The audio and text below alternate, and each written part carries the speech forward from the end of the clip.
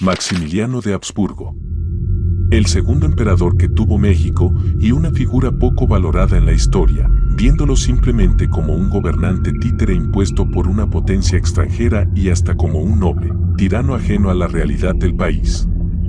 Lo cierto es que esto está alejado de la verdad, ya que Maximiliano, a pesar de no ser mexicano y estar poco tiempo en el país, demostró ser más patriota y tener un amor más grande por México que muchos políticos de su época y la actualidad. Maximiliano nació en Viena en 1832, siendo hermano de Franz Joseph I, futuro emperador de Austria, quien tendría un papel muy importante en la Primera Guerra Mundial. Maximiliano, al igual que todos los miembros de la realeza, era educado en idiomas, doctrina militar y humanística, aunque él se declinaba por el arte, la arquitectura, la historia y la poesía, esta última dándole una fama de débil entre sus hermanos. Era un hombre con ideales claramente liberales, contrastando su vida como parte de la realeza, ya que sus ideas iban en contra de lo establecido. Esto hizo generar conflictos con su hermano Franz Joseph, quien quería que renunciara a sus títulos, ya que Maximiliano sería el siguiente en la sucesión y no pensaba que alguien con sus ideas siquiera fuera candidato al trono.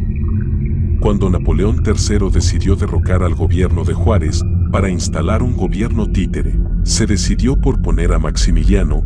Esto fue apoyado por su hermano, el cual quería deshacerse de él.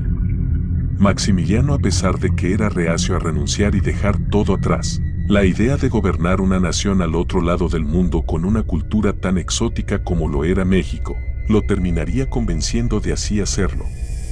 Al llegar a México, Maximiliano quedó maravillado y un poco decepcionado, ya que si bien el país era distinto como él se imaginaba, no fue recibido como un gobernante querido o esperado, más bien fue traído a base de engaños a un país dividido y en pleno conflicto armado.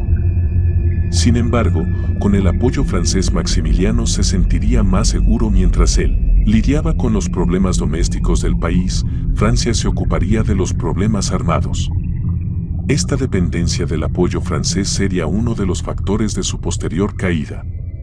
Maximiliano era un individuo con un pensamiento claro: modernizar a México para hacerlo aquel sitio al cual él anhelaba gobernar. Dándose cuenta de los atrasos del país y la desigualdad de las personas, entendió que primero tenía que reformar a la sociedad para que el país pudiera salir adelante.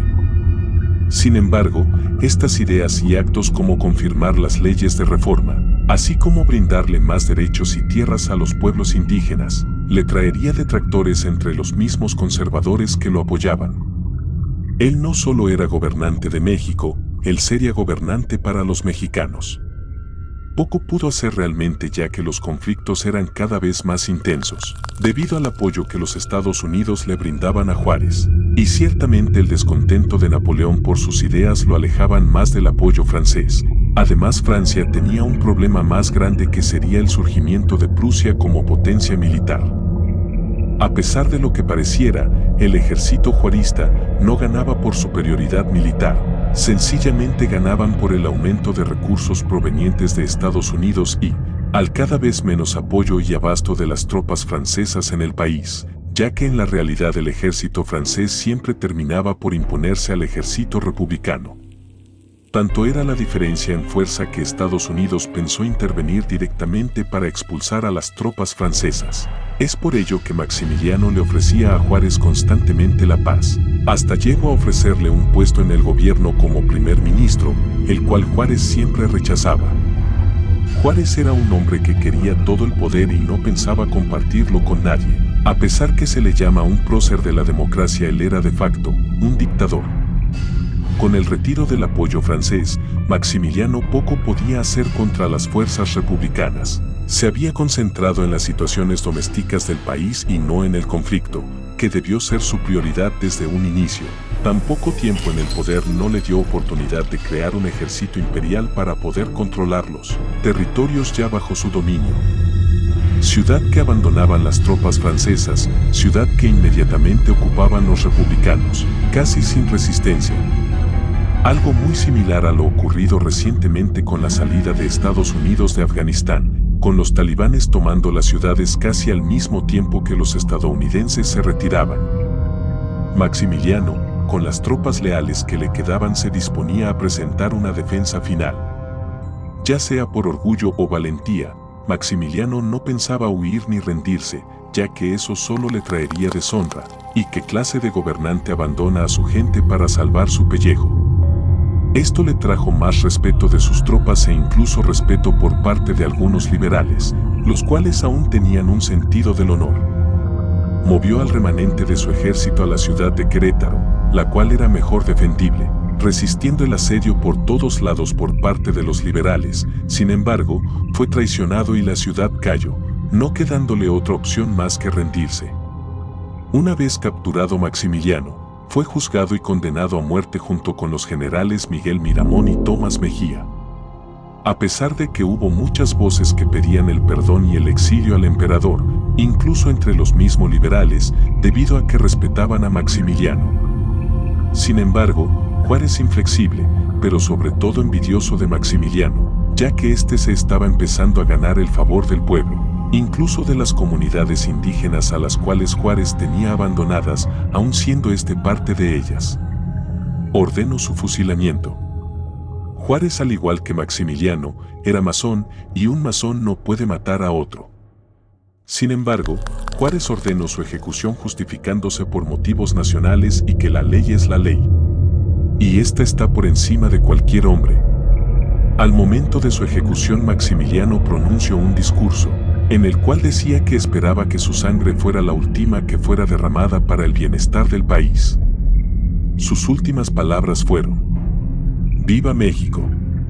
La manera tan autoritaria de Juárez de dictar la sentencia de Maximiliano, sin siquiera considerar las propuestas de exilio, trajo el descontento de los mismos liberales, los cuales empezarían a verlo como un tirano y un problema para México.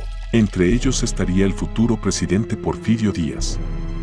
La familia Habsburgo pensó en enviar tropas para ayudarlo o incluso tomar el relevo de Francia para controlar el país. Sin embargo, ya era muy tarde. Maximiliano había muerto y Estados Unidos ya había salido de su guerra civil. A pesar de todo esto, Juárez mantendría el poder debido al apoyo que los Estados Unidos le brindarían, haciendo fraudes para permanecer en el poder, solo dejándolo al fallecer, muerte que le vino repentinamente, y que algunos señalan que fue en represalia por haber asesinado a otro camarada masón. Como podemos ver, Maximiliano no se le puede catalogar como malvado o inepto. Más bien su error fue ser muy idealista y no ver la situación real en la que se encontraba el país que gobernaría. Hizo bien en velar por la gente, pero no puedes ayudar a tu pueblo si tienes al enemigo en casa y dependes de otros para tu protección. Maximiliano es, en la opinión de un servidor, el gobernante con el potencial más desperdiciado para México. Con él, ciertamente la historia del país hubiera sido diferente. Pero una cosa sí es segura, México hubiera entrado a la revolución industrial más temprano. Pero claro, a nuestro vecino del norte no le conviene tener vecinos fuertes, solo vecinos controlables. Y eso lo veríamos más adelante, cuando Porfirio Díaz modernizó a la nación. Yo me despido no sin antes decir que sabemos y que creemos saber.